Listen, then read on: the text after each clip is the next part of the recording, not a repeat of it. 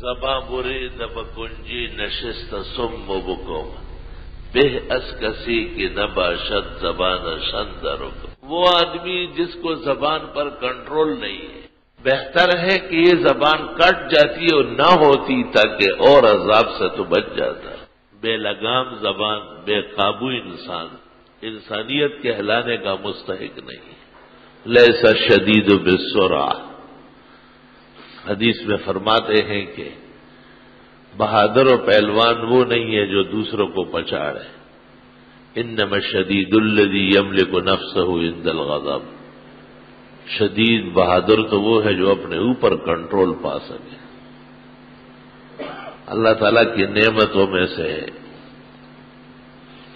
حضرت عمر رضی اللہ تعالیٰ عنہ ایک شخص پر غصے ہو گئے، بخاری شریف کتاب التفسیر میں ہے. تو اس شخص نے قرآن کی آیت پڑھی تو حضرت عمر وہی کے وہی رہ گئے، چپ ہو گئے. تو بخاری میں ہے کان عمر وقافا لکتاب اللہ، قرآن سنتے ہی عمر وہی کے وہی کھڑے ہو جاتے، آگے قدم نہیں بڑھاتے. ایمان جب سچائی کے ساتھ ہو اس کی برکات بہت زیادہ ہے، اور ایمان جب دوگلاپن میں ہو اور جال سازی کے ساتھ ہو تو اس کا فائدہ کسی کو بھی نہیں ہوتا. وہ بے جان ہوتا ہے، مردے سے کچھ فائدہ نہیں، فائدہ تو جاندار سے ہوتا ہے.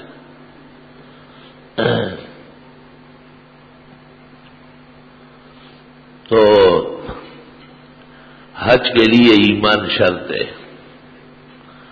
مومن اور مسلم پر حج فرض ہے، اور زندگی میں ایک مرتبہ.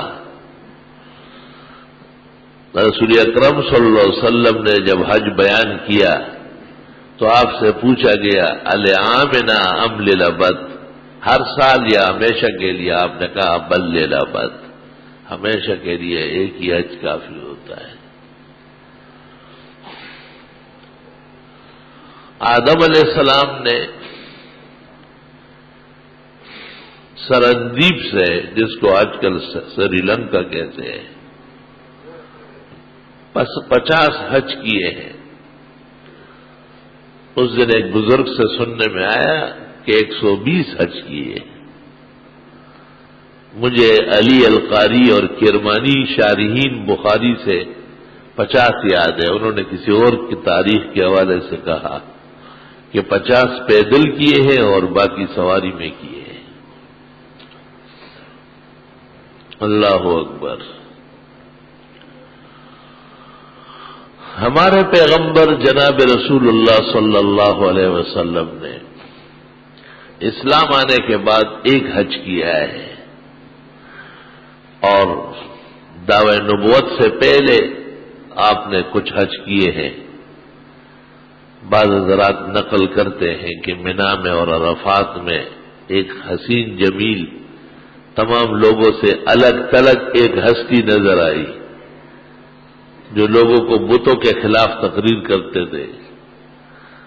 وہ حضرات کہتے ہیں کچھ دنوں بعد ہم نے دیکھا کہ وہی دعوی نبوت سے آراستہ ہے جناب رسول اللہ صلی اللہ علیہ وسلم.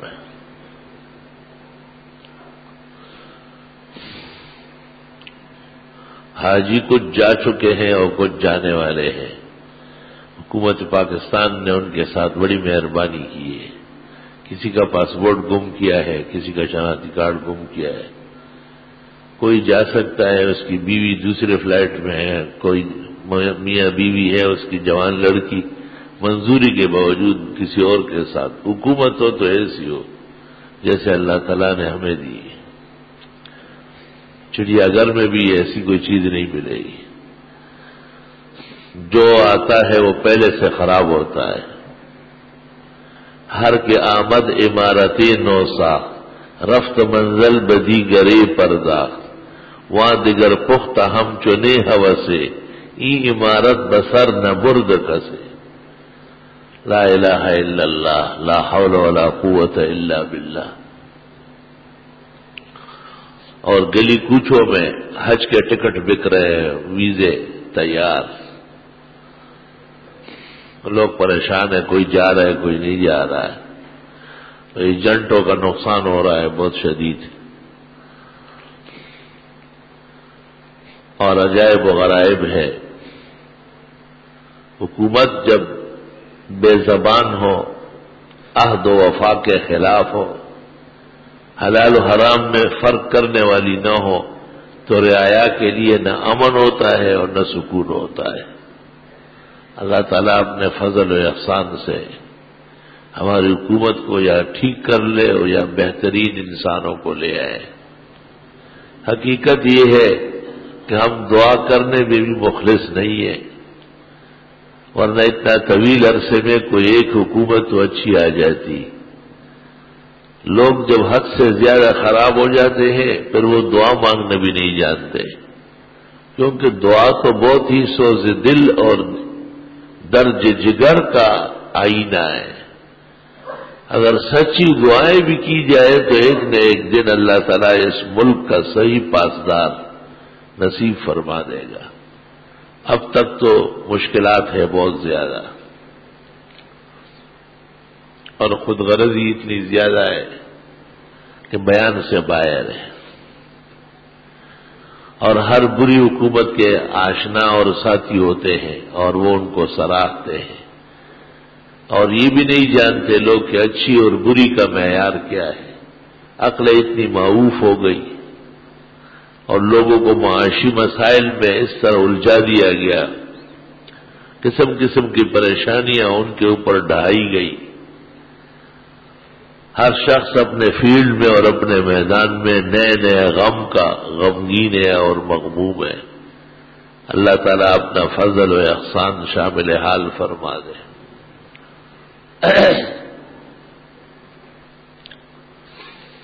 حج کی دو قسمیں تمتع اور قران تعریف میں پہلے کر چکا ہوں۔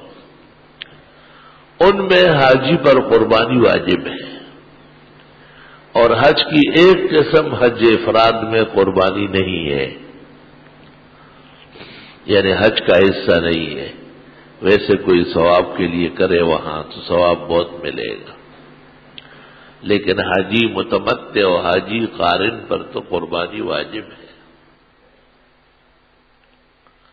لوگ اس سہولت سے حج افراد کرتے ہیں کیونکہ قربانی کا وہاں بڑا جنبیلا ہے، خود کرنا ایک مسئلہ ہے۔ حکومتوں پر اعتماد بظاہر مشکل ہے کہ وہ کس وقت کرتے ہیں۔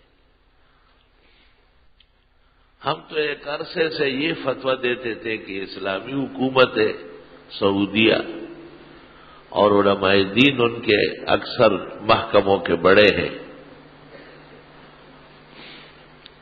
تو اس لیے ان پر اعتماد صحیح ہے۔ بعد میں قریب سے وہاں کے کارپردازوں نے بتایا کہ نہیں، یہ ان مسائل میں بالکل آزاد ہے، کرے نہ کرے، کسی کی قربانی ہوئی نہ ہوئی کوئی فرق نہیں پڑتا، پیسے جمع کر لیں بس۔ اگر ایسا ہے تو پھر اعتماد مشکل ہے، اور پھر مشقت اور محنت کر کے اپنی قربانی خود کرنی پڑے گی، اور جب تک قربانی نہ ہوئی ہو تو حاجی متمتع اور حاجی قارن احرام سے نہیں نکل سکتا ہے۔ بہت مشکلات ہے اس طرح حجاج کرام کو۔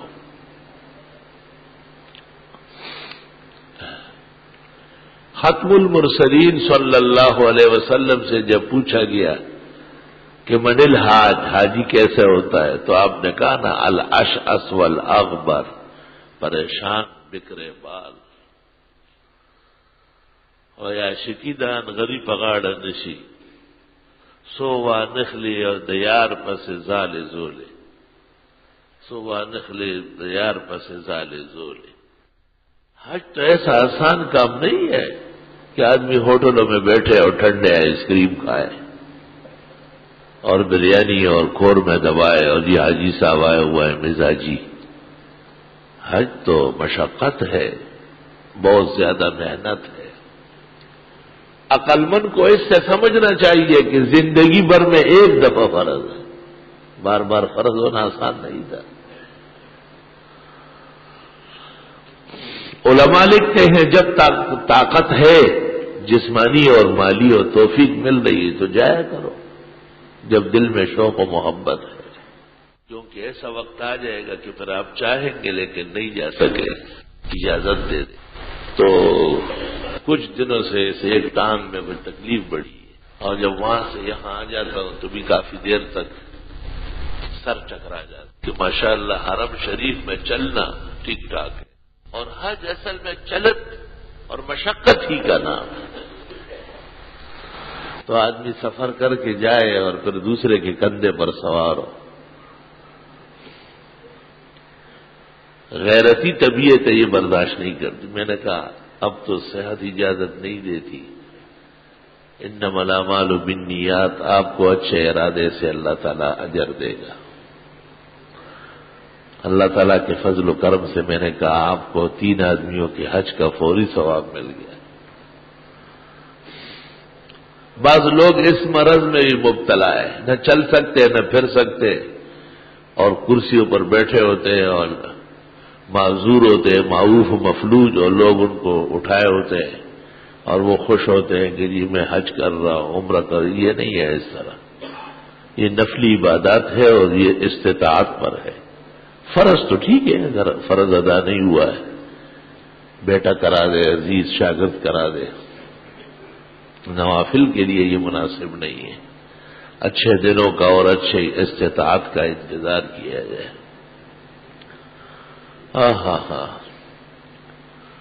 وہاں جو قربانی ہے حج تمتع اور قران میں، وہ حج کا حصہ ہے۔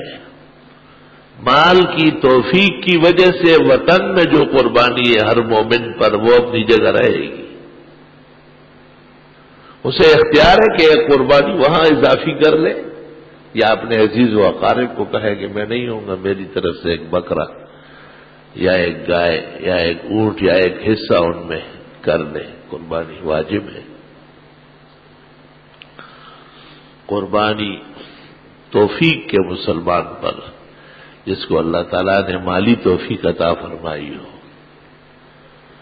جس کے پاس 52.5 تولے چاندی یا 7.5 تولے سونا یا 52.5 تولے چاندی کے برابر نقدی یا سامان یا گھریلو چیزیں ضرورت سے زیادہ موجود ہو،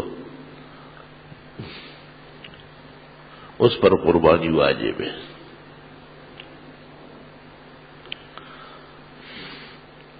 بعض علماء دین کہتے ہیں کہ چاندی تو 6,500 اور 9-10 ہزار بنے گی، اور قربانی کے گائے میں ایک حصہ 5,000 اور 6,000 کا ہوتا ہے۔ تو عرض یہ ہے کہ قربانی تو مہنگی بھی ہے اور سستی بھی، نفس واجب تو سستی قربانی سے بھی ادا ہو جائے گا۔ شریعت نے تو یہ نہیں کہا ہے کہ آپ بہت مہنگی اور اپنی توفیق سے باہر ہو کر قربانی کریں۔ اللہ تعالیٰ نے توفیق دی ہے تو اچھا جانور، عمدہ صحت والا۔ رسول اللہ صلی اللہ علیہ وسلم نے صحابہ کو کہا تھا استشرف العین والاذن والسن، خیال رکھو آنکھ کان دان صحیح ہو، اچھی طرح غور کر کے اور اچھی طرح کوشش کر کے جانور خریدنا، بالکل محزول نہ ہو، تھکا ماندہ لاغر، اعرج نہ ہو، لنگڑا، اور مقطوع سن نہ ہو، دان کٹا ہوا جس کے دان گر گئے ہو، یا مقلوع القرن نہ ہو، نہ یہ کہ اس کے کان اور اس کے سینگ نہیں ہو۔ ایک تو قدرتی نہیں ہے وہ ٹھیک ہے، ایک یہ کہ تھے لیکن کسی بیماری میں یا کسی عذر سے گر گئے ہیں، اور وہ گرنا نصف یا نصف سے زیادہ ہے، تو یہ عیب ہے، اور اس کی وجہ سے قربانی کا جانور معیوب ہو جائے گا، قربانی نہیں ہوگی۔ لا الہ الا اللہ۔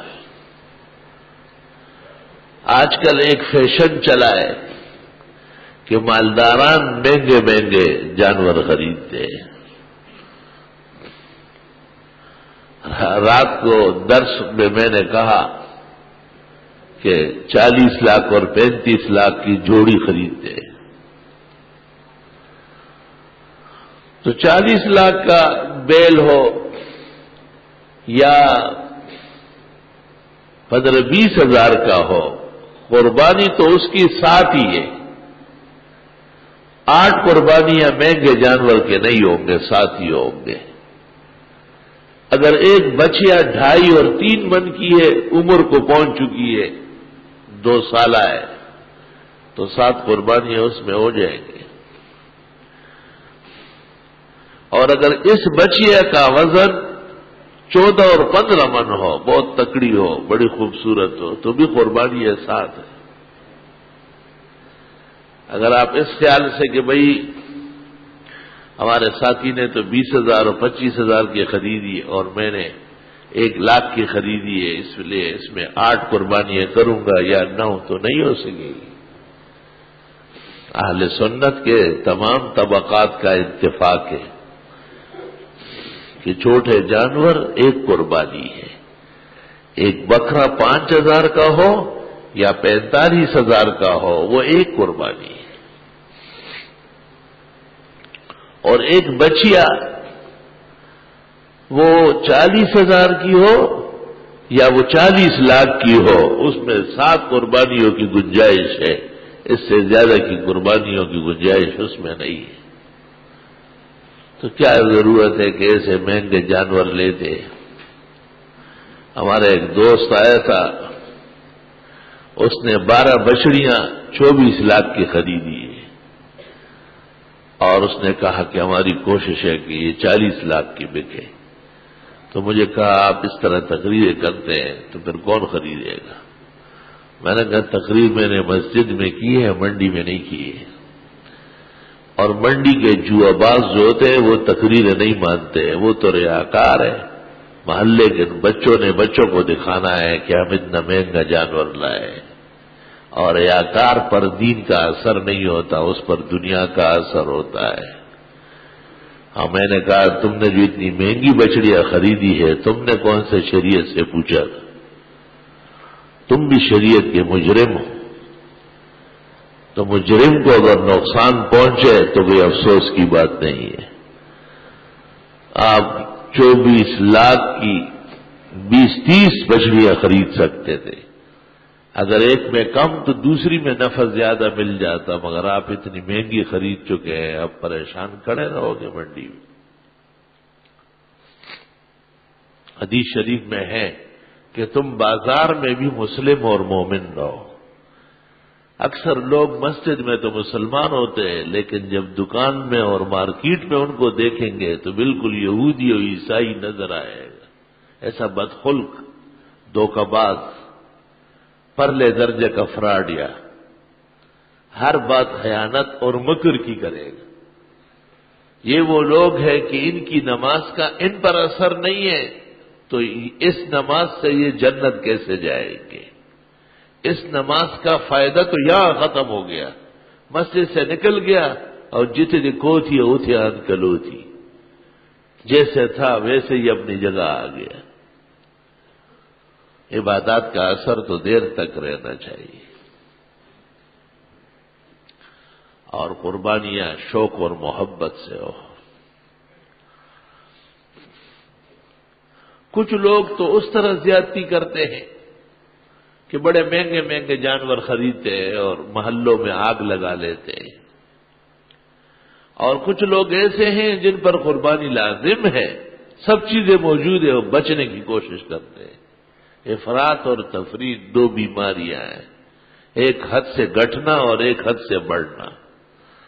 وَكَذَلِكَ جَعَلْنَاكُمْ أُمَّةً وَسَطًا، حق تعالیٰ فرماتے ہیں ہم نے تو تمہیں اعتدال کے لوگ بنائے ہیں۔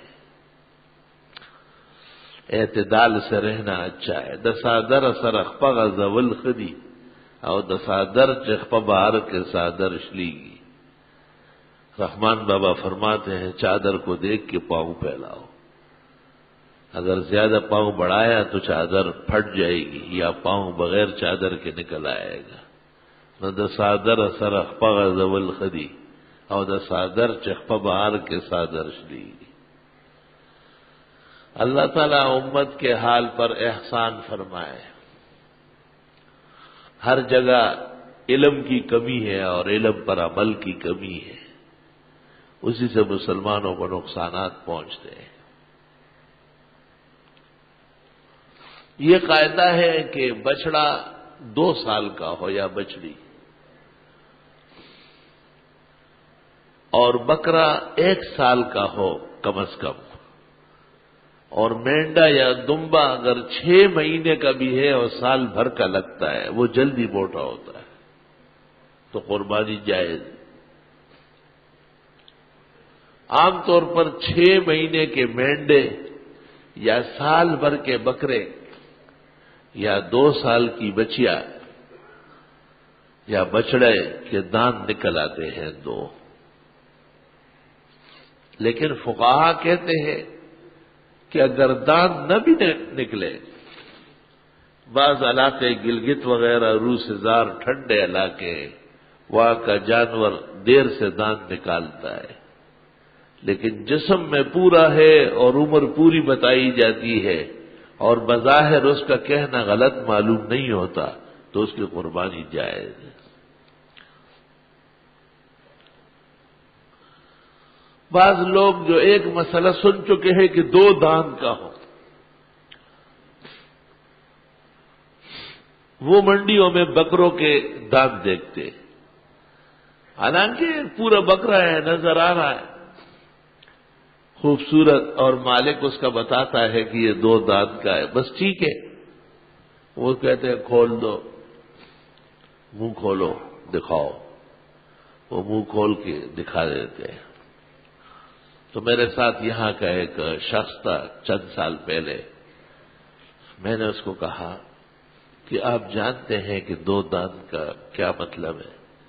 اس نے کہا ہاں یہ 2 دانت. میں نے کہا، میں نے تاجر سے پوچھا کہ اس کے 2 دانت کہاں گئے؟ اس نے کہا وہ میں نے کٹوا دیے. کیوں؟ کہ بس یہ لوگ تو یہ دیکھتے ہیں کہ 2 دانت نہ ہو، جن کو یہ پتہ نہیں چلتا ہے کہ یہ عمر کی وجہ سے بہ گئے اور نکلنے والے ہیں. تو اس نے کہا منڈی میں جتنے بکرے آپ دیکھتے ہیں جس کے 2 دانت، وہ ہم نے لوہار سے کٹوائے، ڈاکٹر سے بھی نہیں، لوہار انہیں اکھیڑ دیتا ہے. نہ تجربہ کاری لوگوں کی کہ بس ایک بات سن چکے کہ 2 دانت، بھائی 2 دانت دیکھنا ضروری نہیں ہے. اور پھر آپ یہ بھی دیکھیں اس کا پورا منہ دودھ والے دانتوں سے بھرا ہوا ہے، درمیان میں 2 دانت اس نے اکھیڑے ہوئے ہیں، وہی دودھ والے 2 دانت. ابھی اس کی عمر نہیں ہے، سال بھر کا یقیناً نہیں، غلط کہتا ہے، لیکن آگے خریدار نا تجربہ کار ہے.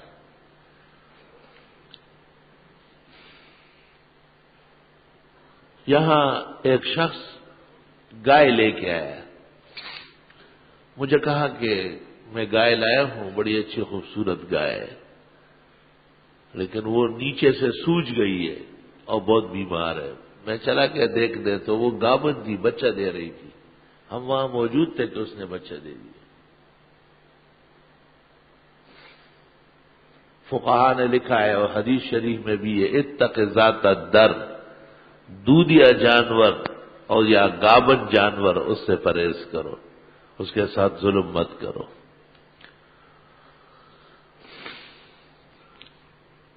ایک تو ایسا دودھیا ہے کہ دودھ کی مدت پوری ہو گئی، بس اب سوکھ رہی ہے، چند دنوں کا دودھ باقی ہے. اگر ضرورت ہو تو اس کی قربانی جائز ہے. فقہا نے لکھا ہے، کنز میں لکھا ہوا ہے، یندہ بالماء البارد، اس کے تھنوں کو ٹھنڈے پانی کا چھینٹا دیا جائے تاکہ دودھ سوکھ جائے. ٹھنڈ کی وجہ سے جب جانور کی کمر ٹھنڈی ہو جاتی ہے دودھ کھنچ جاتا ہے، اس لیے باڑوں والے بھینس اور گایوں کو گرم رکھتے ہیں تاکہ دودھ کم نہ ہو جائے. اور فقہا اس لیے کہتے ہیں کہ ایسی گائے یا بچیا جو کہیں سے دودھ والی آ گئی تو اب دودھ نکال کے خیرات کرنا ہے، یہ بھی ایک طریقہ ہے. لیکن جب جانور کا دودھ نکلتا ہے تو اس کی صحت خراب ہو جاتی ہے، اور بہتر یہ ہے کہ قربانی کا جانور خوب صحت والا ہو۔ اس لیے فرمایا کہ ٹھنڈے پانی کا چھینٹا دیا جائے، اس کا دودھ کم ہو جائے گا اور ختم ہو جائے گا۔ اگر کچھ دن قربانی میں باقی ہے تو یہ اس قابل ہوگا کہ ذبح کیا جائے، لیکن تازہ بیایا ہوا اور تازہ جانور اس کا دودھ چھینٹے سے اتنا کم نہیں ہوگا، اور اس کا تھن دودھ سے بھرا ہوا ہے، چھوٹا بچہ پیچھے ہے اور آپ اسے کاٹ رہے ہیں، یہ مناسب نہیں ہے۔ من فرق بین والدۃ وولدها فرق اللہ بینہ وبین احبائہ یوم القیامہ۔ جس نے ماں اور بچوں میں جدائی ڈالی، اللہ تعالیٰ اس شخص کو بھی اپنے محبوبوں سے قیامت کے دن دور کر دے گا۔ استغفر اللہ واتوب الیہ۔ قربانی کے جانور خود خریدنا اور اس کی خدمت کرنا اور اپنے گھر پر پالنا، یہ سنت طریقہ ہے۔ شریعت یہ چاہتی ہے کہ اس سے کچھ محبت ہو جائے۔ یہ جانور گھروں میں پلتے ہیں، چھوٹے چھوٹے بچے ان سے محبت کرتے ہیں، پھر جب وہ جانور کٹتے ہیں تو وہ بڑے روتے ہیں، تو یہی تو ثواب ہے، کیونکہ یہ ایک محبوب پیغمبر کے محبوب بیٹے ابراہیم علیہ السلام کے بیٹے اسماعیل علیہ السلام کی قربانی کے بدلے میں سنت مشروع ہوئی ہے۔ قربانی یہ محبتوں کی ہوتی ہے، یہ تو خدا کا احسان ہے کہ ہماری جان معاف فرمائی اور مال قبول کر لیا، ورنہ یہ بھی ہو سکتا تھا کہ اولاد میں سے ایک اولاد ان دنوں میں قربان کر دیا جائے، کیونکہ ایک پیغمبر نے تو اللہ کے حکم کے لیے اور رضا کے لیے اپنے بیٹے کو مینا کے مذبح کے اندر زمین پر لٹایا تھا۔ قرآن کہتے ہیں فلما اسلما وتلہ للجبین، اللہ کا حکم مان کے ابراہیم علیہ السلام نے حضرت اسماعیل کو زمین پہ لٹایا اور ان کے گلے پر گردن پر چھری پھیر دی۔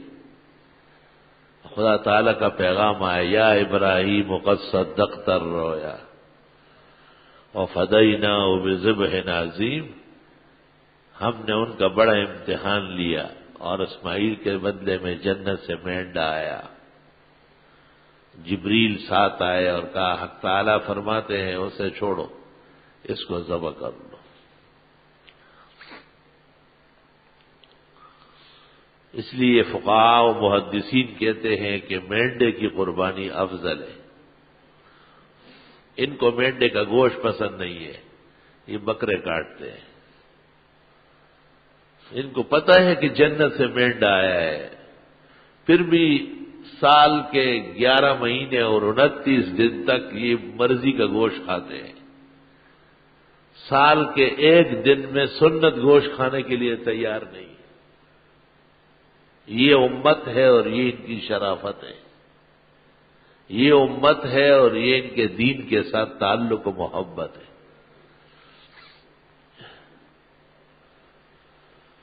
بھئی بکرے بھی کاٹو لیکن مینڈا ایک تو کہیں سنت کے مطابق دکھاؤ۔ مسئلہ مسجد میں اور ممبر سے سنتے ہیں اور پھر جا کے صرف بکرے کاٹتے ہیں، مینڈے کا گوشت اچھا نہیں ہے، اس سے بو آتی ہے۔ جنت سے جو مینڈا آیا تھا وہ بدبودار آیا تھا۔ اللہ تعالیٰ کے پاس بکرے نہیں تھے جو مینڈا بیچ رہا تھا۔ حق تعالیٰ کے ہاں مینڈا افضل ہے بکرے سے، گائے سے، بھینس اور اونٹ سے، سب چیزوں سے۔ اچھی طرح کان کھولو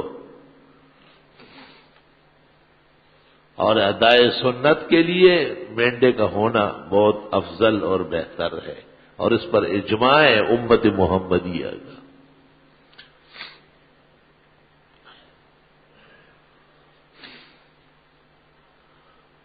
بکرے بھی ثابت ہے اور قربانی درست ہے۔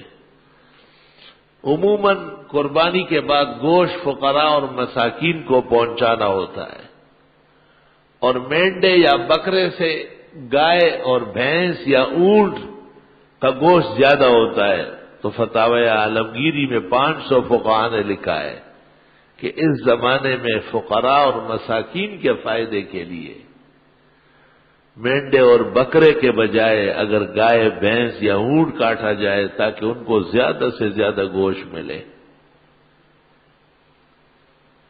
پیغمبر صلی اللہ علیہ وسلم ہر سال 2 مینڈے ذبح کرتے، ہر سال، اور بیویوں کی طرف سے گائے کٹواتے تھے۔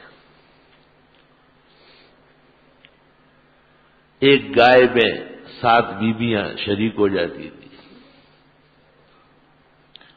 اور 2 مینڈے، ایک آپ کی طرف سے اور ایک بیوی کی طرف سے، کبھی ان کی طرف سے بھی مینڈے، اور 2 مینڈے آپ نے خریدے، اور جب ایک ذبح کیا فرمایا اللہم ھذا من محمد، یا اللہ ہماری طرف سے، اور جب دوسرے کو کاٹنے لگے فرمایا اللہم ھذا من فقراء امتی، یا اللہ امت کے جن غریب مسکینوں نے اس دن میں قربانی نہیں کی ہے ان کی طرف سے میں قربانی کر کے دیتا ہوں۔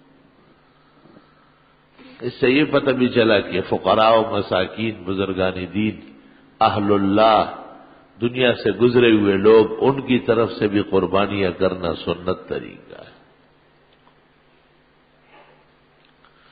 لیکن آخری حج کے موقع پر، جس کے بعد آپ کا وصال ہونے والا تھا، آپ نے 100 اونٹ منگوائے تھے قربانی کے لیے، اور 63 اونٹ آپ نے اپنے دست سے نہر کیے، گھٹنا باندھ کے جو کھڑے کھڑے نیزے سے سینہ ان کا چھلنی کرتے، اور بقیہ حضرت علی کے حوالے کیا کیونکہ وہ گھر کے آدمی تھے، داماد تھے، چچزاد بھائی تھے۔ 100 اونٹ آخری حج کے موقع پر آپ نے نہر فرمائے۔ زیادہ سے زیادہ قربانیاں کرنا یہ افضل سنت ہے۔ اللہ تعالیٰ مسلمانوں کا حج اور قربانی قبول فرمائے۔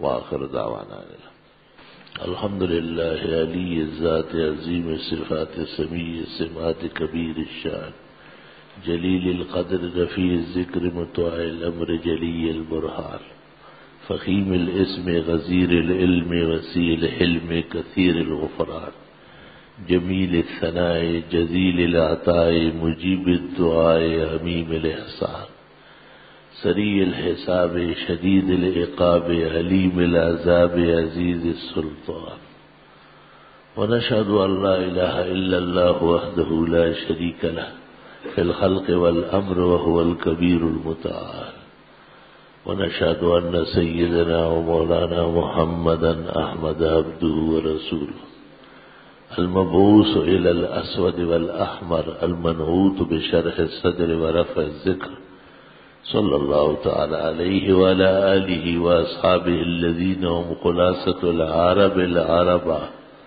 وخیر الخلائق بعد الانبیاء اما بعد فیا ایہا المؤمنون وحدوا اللہ فإن التوحید رأس الطاعات واتقوا اللہ فإن التقوى ملاک الحسنات علیکم بالسنة فإن السنة تهدی إلى الإطاعة ومن اطاع الله والرسول فقد رشد واهتدى ومن يعص الله ورسوله فقد ضل وغوى وإياكم ومحدثات الأمور فإن كل محدثة بدعة وكل بدعة ضلالة وكل ضلالة في النار اعوذ باللہ من الشیطان الرجیم لقد کان لکم فی رسول اللہ اسوۃ حسنہ لمن کان یرجو اللہ والیوم الآخر وذکر اللہ کثیرا بارک اللہ لنا ولکم فی القرآن العظیم ونفعنا وإیاکم بالآیات والذکر الحکیم انہ تعالی جواد قدیم کریم ملک بر ورب رؤوف الرحیم الحمد للہ جل وعلا وصلی اللہ وسلم علی رسولہ المصطفى ونبیہ المجتبى وامینہ علی وحی السماء وعلى آله النجبا وأصحابه الأتقياء أفضل الخلائق بعد الأنبياء أما بعد فقد قال النبي صلى الله عليه وسلم أرحم أمتي بأمتي أبو بكر وأشدهم في أمر الله عمر وأصدقهم حياء عثمان وأقضاهم علي وفاطمة سيدة نساء أهل الجنة والحسن والحسين سيدا شباب أهل الجنة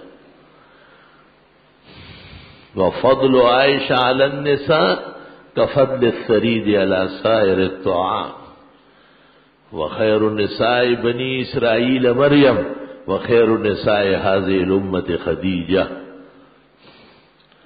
الله الله في أصحابي لا تتخذوهم غرضا من بعدي فمن أحبهم فبحبي أحبهم ومن أبغضهم فببغضي أبغضهم خير القرون قرني ثم الذين يلونهم ثم الذين يلونهم لا تسبوا أصحابي فإن أحدكم لو أنفق مثل أحد ذهبا ما بلغ مد أحدهم ولا نصيفه إن الله يأمر بالعدل والإحسان وإيتاء ذي القربى وينهى عن الفحشاء والمنكر والبغي يعظكم لعلكم تذكرون.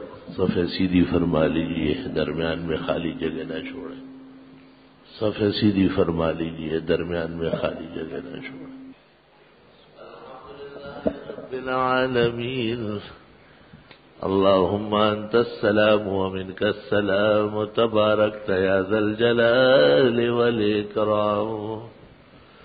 اللهم صل وسلم على سيدنا ومولانا محمد وعلى آله وأصحابه وبارك وسلم عليه صلى الله تعالى على خير خلقه محمد وآله وأصحابه أجمعين برحمتک یا ارحم الراحمین. نکلنے کے بعد چاندی اور جس وقت چاہو فائدہ. موجے سردی یا کسی مجبوری کے تحت مزدلفہ یا منا میں احرام کی چادر یا کمبل سے منہ ڈھانکا جائے، دم دینا پڑے گا. جرم ہے، گناہ ہے بہت بڑا. ایک بندہ ہے جس کے والد کا انتقال ہو گیا ہے. وہ لوگ 5 بھائی اور 5 بہنیں آپس میں ان لوگوں نے جائیداد تقسیم کر لی. ہر بھائی کے ساتھ ایک بہن، مگر معلوم نہیں کہ کون سی بہن کس بھائی کے ساتھ. یہ گھریلو تقسیم ہے، شرعی نہیں ہے. اس سے جان نہیں چھوٹے گی. کیا عصر کی نماز سے پہلے تحیۃ الوضو، تحیۃ المسجد؟ عصر کی نماز جب تک نہیں پڑھی اس سے پہلے تمام نوافل جائز. کیا بغیر شرعی عذر بیٹھ کر نفل پڑھنے کا عادت ثواب ہوتا ہے؟ جی ہاں. عبداللہ ابن صائب فرماتے ہیں، کون ہے؟ نبی کریم صلی اللہ علیہ وسلم ظہر کی نماز ادا کرنے سے پہلے اور زوال کے فوراً بعد 4 رکعت پڑھتے تھے. اور یہ 4 رکعت تہجد کی نماز کو اس طرح نہیں ہے. آپ نے فرمایا یہ وہ وقت ہے کہ آسمانوں کے دروازے کھلتے ہیں، میں چاہتا ہوں سب سے پہلے میری نماز چلی جائے.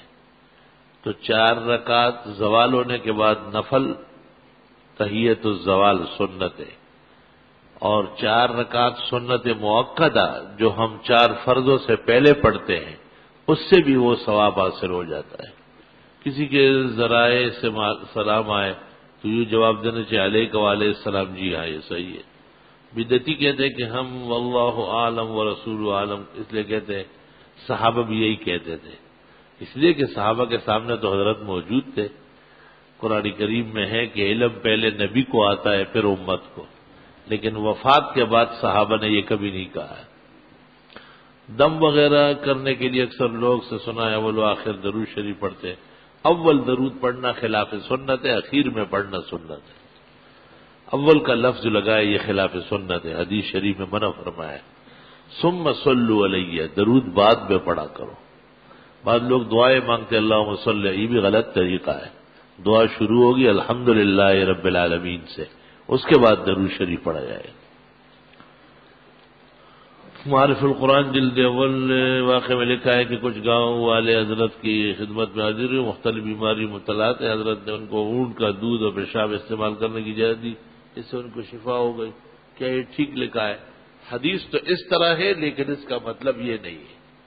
مطلب یہ کہ آپ نے ان کو اونٹنیوں کے دودھ پینے کا کہا تھا، پیشاب کا لفظ غلطی سے ان لوگوں کے سننے میں آیا یا ان سے بیان ہوا، نبی نے نہیں کہا یہ لفظ۔ پیشاب میں کہاں شفا ہے؟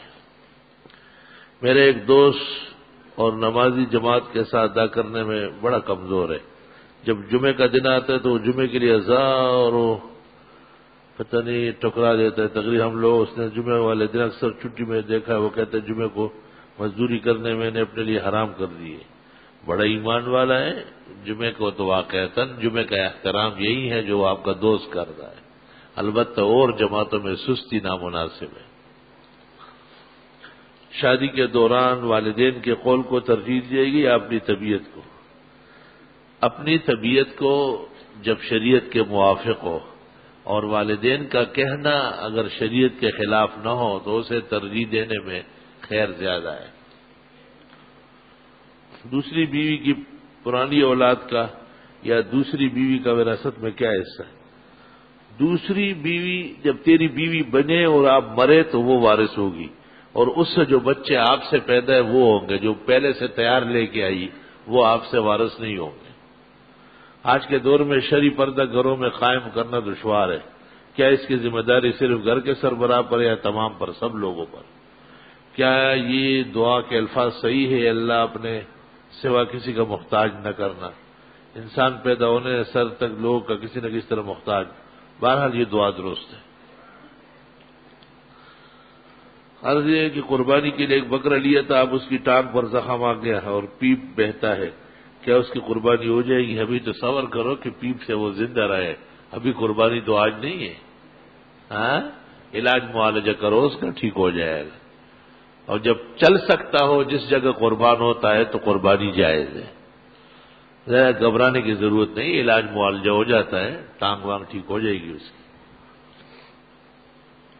مسئلہ یہ کہ حاجی صاحبان کے لیے گھر میں قربانی واجب یا نہیں؟ واجب ہے، مالیات کی قربانی۔ تیسرے دن عوام الناس بچے کا نام رکھتے ہیں، تیسرے نام رکھنا صحیح ہے؟ پتہ نہیں کیا لکھا ہے، مجھے آپ کا سوال سمجھ میں نہیں آیا۔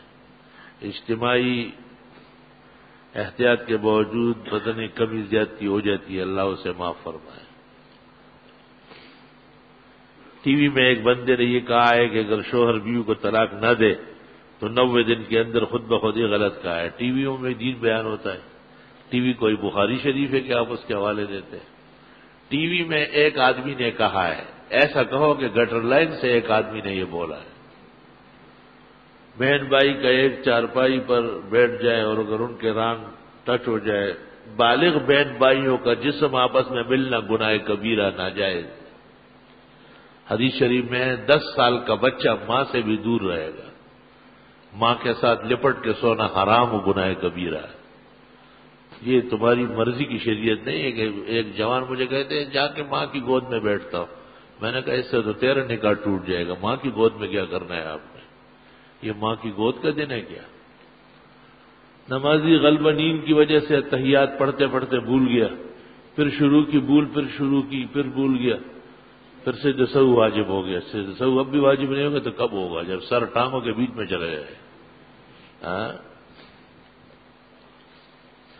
اللہ تعالیٰ آپ کو صحت اور آپ کو خیریت سے رکھے۔ عرض ہے کہ بچی کی پیدائش ہوئی ہے، اس کا نام تجویز کر دے، پاک بیویوں کا کوئی نام رکھے، حفصہ، حبیبہ، زینب، کلثوم، رقیہ، مریم، عابدہ، زاہدہ، کوئی پاک نام رکھے، مجھے کیوں پابند کرتے ہو؟ زید نے اپنی بیوی سے 2 مرتبہ کہا کہ اگر تو اپنے چاچے کے گھر گئی تو تجھے طلاق ہے۔ تو اب آپ سے مسئلہ یہ پوچھنا ہے کہ اگر زید کی بیوی چاچے کے گھر گئی تو اسے کتنی طلاق ہوگی؟ آپ نے کتنے طلاق کہے؟ ایک ہی طلاق بولا ہے، تجھے طلاق ہے، بس ایک طلاق ہو گئی، رجوع کر لو عدت کے اندر، لیکن اگر آئندہ 2 کہے تو 3 ہو جائے گی، ابھی تو 1 لگ رہی ہے۔ ہماری گلی میں 3 جانور ذبح کیے جاتے ہیں جن میں چند حصے بدعتیوں کے ہوتے، 2 جانوروں کی کالے اہل حق مدرسے میں جاتی ہے، 1 کھال وہ لیتے ہیں، کیا ان کے ساتھ شریک لوگ قربانی ہو جائے گی؟ اس عاجز اور فقیر کے نزدیک بدعتیوں کے ساتھ قربانی نہیں ہوتی، یہ عاجز اس کو سچ مچ خطرے میں سمجھتا ہے۔ جہاں تک ہو سکتا ہے ایک ایسا شخص جو نبی کو کی بشریت کا قائل نہیں، یا نبی کو غیبدان سمجھتا ہے، یا ولیوں کو حاجت روا، اسلام کی روشنی میں یہ فقیر و عاجز ان کو غیر مسلم سمجھتا ہے، اس لیے ان کے ساتھ قربانی اور رشتہ سب حرام ناجائز ہے۔ مغرب کی نماز میں امام بلا آواز قرات کر چکے، مقتدی نے لقمہ دیا تو امام نے دوبارہ سورہ فاتحہ پڑھی، کیا یہ سجدہ سہو واجب ہوگا؟ اگر امام کو سجدہ سہو کرنا چاہیے، نہیں کیا تب بھی نماز ہو گئی۔ جب موسیٰ علیہ السلام مدین گئے تو جس شخص کے ساتھ ملے وہ شعیب تھے یا کوئی اور بزرگ؟ حضرت شعیب علیہ السلام۔ درست بات یہ ہے، حفظ الرحمان سے ہاروی کا شبہ پیدا کرنا غلط ہے۔ جب آدمی اپنی ماں یا رشتہ دار کی طرف حج ادا کرتا ہو تو نفلی حج پر قربانی ہے۔ حج جب شروع ہو جائے گا یہ دیکھا جائے گا کہ تمتع ہے یا قران، قربانی لازم ہے۔ حج شروع ہونے کے بعد فرض حج اور نفل برابر ہے۔ بعض لوگ کہتے ہیں کہ اللہ تعالیٰ نے مجھے سلوک کی نبوت دی ہے اور سلوک کی ولایت کی ضرورت نہیں ہے، سلوک کی نبوت کا اس زمانے میں ہونا کیسا ہے؟ مطلب یہ کہ انبیاء علیہ السلام اور ختم المرسلین کی سنتیں مجھے یاد ہے اور اس پر چل رہا ہوں۔ سلوک کی نبوت کے معنی ہیں پیغمبرانہ رہنمائی حاصل ہے، ٹھیک بات ہے۔ آپ کی خدمت میں عرض ہے کہ اس مسئلے کی وضاحت فرمائیں کہ بعض لوگ دمبے کی کھال کو نکال کہتے ہیں اور بعض لوگ اس کھال کے ساتھ اس کو جلا دیتے ہیں، پھر جب اس کے بال جل جاتے ہیں تو پھر پکاتے ہیں، یہ بہت عمدہ طریقہ ہے۔ آپ کو کیا تکلیف پہنچ گئی؟ ہاں صحیح ہے، قربانی کیا مطلب زندہ دمبا تھوڑی کر دیں۔ دمبا ذبح ہونے کے بعد، قربان کرنے کے بعد افغانی دم پخت بناتے ہیں چمڑے سمیت، اور وہ بہت اعلیٰ ہے، بہترین ہے۔ یہ کوئی ضروری نہیں ہے کہ چمڑا نہ کھایا جائے، چمڑا کھانے کا قابل ہے۔ گھروں کے اندر جو بہت شوق کی دعوت ہوتی ہے، دیسی مرغی چمڑے سمیت بناتے ہیں، تب تو وہ مرغی کہلاتی ہے، ورنہ اس مرغی سے تو بازاری ٹھیاں بن جاتی ہے۔ عرض یہ ہے کہ حضرت صلی اللہ علیہ وسلم خود کسی کلمے کو پڑھتے تھے؟ باقاعدہ عبداللہ ابن مسعود کہتے ہیں کہ میں حضرت کے ساتھ نماز میں کھڑا تھا، حضرت نے بھی پڑھا اشہد ان لا الہ الا اللہ واشہد ان محمدا عبدہ ورسولہ۔ ایک آدمی دوسرے آدمی کو جھوٹ بول کر کچھ پیسے وصول کیے جبکہ پہلے آدمی کو معلوم بھی نہ ہو، ابھی یہ آدمی اس کو پیسے واپس کرنا چاہ رہا ہے، اگر اس آدمی کو بتا دے تو فتنے کا اندیشہ ہے، یہ ویسے کسی بہانے اس تک پہنچا دے۔ بری بات کا اظہار ضروری نہیں ہے۔ بندے کو حضرت اقدس شیخ سلیم اللہ خان صاحب کی ملاقات خواب میں نصیب ہوئی۔ حضرت نے مجھ سے دریافت فرمایا کہ کس طلباء کی اتنی بڑی جمگٹا ہے، ان کے داخلے کیسے دیے جائے؟ میں نے حضرت سے متعجب ہو کر فرمایا کہ حضرت آپ تو بڑے شیخ ہیں، آپ کو یہ کیسے امتحان دے سکتے؟ اسی دوران حضرت مسکرائے اور میں نے حضرت کی پیشانی مبارک پر بوسہ دی۔ جاؤ آج عصر کے بعد وہاں سلیم اللہ خان صاحب کو گھیر لو اور اس کی پیشانی چوم لو۔ بزرگ ہستی ہے، مقدس انسان ہے، استاد العلماء ہے، کل پاکستان کے علماء اور اولیاء کے سرخیل ہے، حق پہ ڈٹا ہوا ہے، امت کو بینکاری کے فتنے سے نکالنے میں اس زمانے اور اس صدی کا امام ہے۔ اللہ ان کی عمر میں اور فیض میں برکت دے، انہیں اور ہم سب کو اللہ شر اور فتنے سے بچائے۔ کہتے ہیں ماں کے پیروں تلے جنت ہے، اور جس عورت کی اولاد نہیں ہوتی وہ اگر اس بات کا احساس کرے، اس بارے میں آپ کیا کہتے ہیں؟ یہ عجیب بات ہے، اولاد نہیں ہے جس سے کیا فرق پڑ گیا؟ کیا واقعی اس کی ٹانگوں کے نیچے زمین کھودنی ہے کیا؟ یہ تو محاورہ ہے کہ اگر والدین کے ساتھ تواضع و عاجزی کرو گے تو اللہ جنت دے گا۔ صرف یہ ایک حدیث کافی نہیں ہے، اس کے ساتھ وہ حدیث بھی پڑھا کرو کہ باپ کی رضا خدا کی رضا ہے اور باپ کی ناراضگی خدا کی ناراضگی ہے، کیونکہ باپ ماں سے مقام میں بلند ہے۔ محبت اور شفقت میں ماں مقدم ہے اور عظمت اور بڑائی میں باپ مقدم ہے۔ ایصال ثواب کا بہترین طریقہ کیا ہے؟ اللہ تعالیٰ کے نام پر خیر خیرات کیا جائے، پیسے خرچ کر کے، اور فقراء مساکین کو کھلایا جائے، اور پھر دعا کی جائے کہ یا اللہ اس کا ثواب میرے مردوں کو پہنچ جائے۔ مینا عرفات مزدلفہ میں قصر نماز پڑھیں گے جب مکہ مکرمہ میں 15 دن پورے نہ ہوئے ہو اور اس درمیان میں باہر نکلے تو یہ مسافر ہوگا، اور اگر مکہ مکرمہ میں 15 دن مکمل ہو چکے ہیں تو مینا مزدلفہ اور عرفات 6 میل کے اندر اندر ہے، وہ مضافات مکہ ہے، لہذا اس میں آدمی بدستور مسافر رہے گا۔ جہاز میں نماز کیسے پڑھی جائے؟ کھڑے ہو کر سیٹوں کے درمیان میں خالی جگہ میں، جو آگے پائلٹ کی طرف جگہ ہے وہاں، ان سے پوچھو نہیں، وہ ڈر جاتے ہیں، فوراً رومال بچھاؤ اور لاؤ پر پوچھو گے تو وہ قیامت آ جاتی ہے۔ اپنے مسلمان جہازوں میں، مسلمان ملکوں میں تو وہ خوش ہوتے ہیں، لیکن بعض جہاز بعض ملکوں کے سفر میں شاید دقت آتی ہے۔ احرام کی حالت میں خوشبودار مسواک استعمال کرنا منع ہے۔ ان اللہ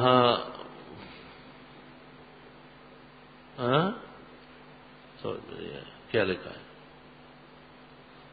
اللہ تعالیٰ آپ کی عمر میں برکت دے۔ غیر مقلدین اور غیر لوگوں کی کتب اپنے مکتوب میں رکھنا اور فروخت کرنا کیسا ہے؟ مناسب نہیں ہے۔ پنج پیر کے پیچھے نماز جائز ہے، درست ہے۔ اگر کوئی نماز عشاء کے بعد وتر پڑھ لے اور صبح صادق سے پہلے وقت ہو تو تہجد پڑھ سکتے، ہرگز نہیں۔ جو شخص رات کو وتر پڑھ چکا ہے صبح صادق تک کوئی نفل نماز نہیں پڑھ سکتا، پڑھے گا تو نبی کی مخالفت کرے گا، گناہ پائے گا اور یقیناً سنت کی خلاف ورزی ہوگی۔ کیا کوئی شخص اپنے واجب قربانی کے بعد ایک قربانی اور کر لے، 10 کر لے، کیا فرق پڑے گا؟ اگر کوئی شخص پورے بدن دھو لے اور کپڑا بھی پہن لیا، اب اس کو معلوم ہے کہ مضمد استنشاق نہیں کیا اور اب یہ فوراً مضمد استنشاق کرے تو کیا غسل ہو گیا یا دوبارہ نہانا ہوگا؟ سوال یہ ہے کہ اگر یہ سنت غسل ہے تو درست ہے، اور اگر یہ فرض غسل تھا تو بغیر مضمضے اور استنشاق کے غسل نہیں ہوتا۔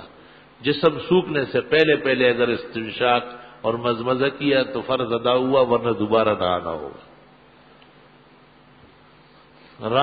قرآن کو کھولنے یا بند کرنے سے پہلے چومنا درست ثابت ہے حضرت عمر سے۔ کھانے کے دوران پانی کب پینا چاہیے؟ جب جی چاہے۔ جمعے کے دن 100 مرتبہ درود پاک پڑھنے والے کو 100 حاجتیں پوری ہوتی، دنیا و 70 آخرت کی پڑھنا چاہیے، شیخ الحدیث نے لکھا ہے فضائل درود میں۔ احرام کی حالت میں ایسی بیلٹ باندھنا جس میں پیسے بھی رکھے، یہ باندھنا چاہیے، یعنی 2 پیسے کہاں رکھو گے، گم ہو جائے گا ان سے، ایسا بیلٹ